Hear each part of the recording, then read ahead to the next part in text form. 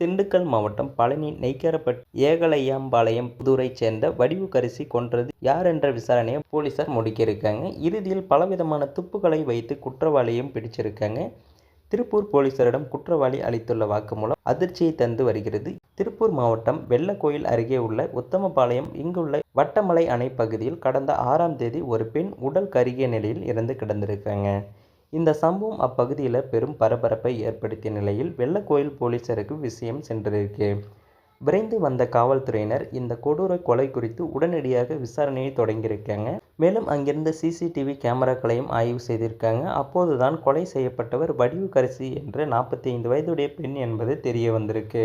திண்டுக்கல் மாவட்டம் பழனி நெய்க்காரப்பட்டி பகுதியைச் சேர்ந்தவராம். இவரை சம்பவத்தன்று ஸ்கூட்டரில் அழைத்து வந்தது அதே ஊரைச் சேர்ந்த முன்னாள் காவல்துறை அதிகாரியான 55 வயது சங்கர் என்பதும் விசாரணையில் கண்டுபிடிச்சிருக்காங்க. சங்கர் தான் வடிவுக்கரசியை கொலை செய்துள்ளார் என்பது தெரிந்ததுமே போலீசார் அவரை தேடும் பணியில் ஈடுபட்டிருக்காங்க. இறுதியில் தாராபுரத்தை அடுத்த அலங்கியம் பகுதியில் மறைந்திருந்த போது போலீசார் சங்கரை சுற்றி வளைத்து கைதும் செஞ்சுருக்காங்க. அப்போதுதான் விசாரணையும் தொடங்கியிருக்காங்க. அப்போது சங்கர் போலீசாருக்கு அளித்த வாக்குமூலம் அதிர்ச்சியை தந்திருக்கு.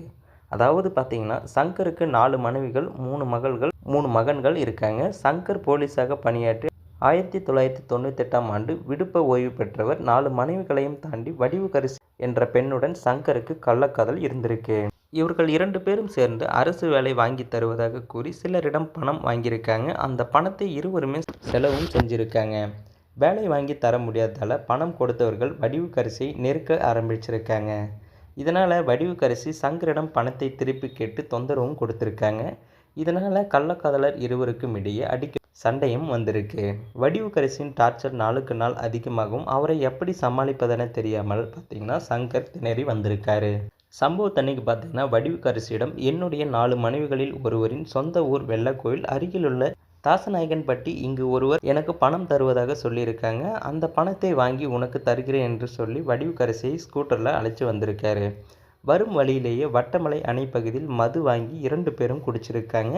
அப்போது மறுபடியும் இருவருக்குள் பிரச்சனை எழுந்திருக்கு. ஏற்கனவே ஆத்திரத்தில் இருந்த சங்கர் வடிவுக்கரசியின் பேச்சுக்களால் மேலும் ஆவேசமடைஞ்சிருக்காரு.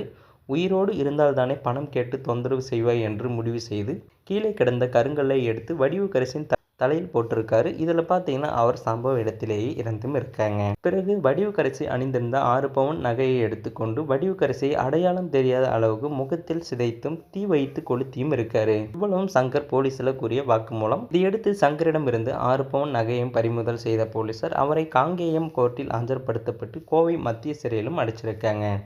4 மனைவிகளுடன் சங்கர் வாழ்ந்து வரும் நிலையில் வடிவுக்கரசிக்கும் ஏற்கனவே கல்யாணமாகி கணவர், ஒரு மகன், ஒரு மகள் இருக்காங்க. ஸோ அந்த சம்பவத்தை பற்றி நீங்கள் என்ன நினைக்கிறீங்கிறத மறக்காமல் கமெண்ட்டில் சொல்லுங்கள். மேலும் இது போன்ற வீடியோக்களை உடனுக்குடன் காண மறக்காமல் நமது சேனலை சப்ஸ்கிரைப் பண்ணுங்கள், பெல் ஐக்கானை கிளிக் பண்ணுங்கள். அப்போ தான் டெய்லி நம்ம போடக்கூடிய வீடியோ உங்களுக்கு உடனுக்குடன் நோட்டிஃபிகேஷனாக வந்து சேரும்.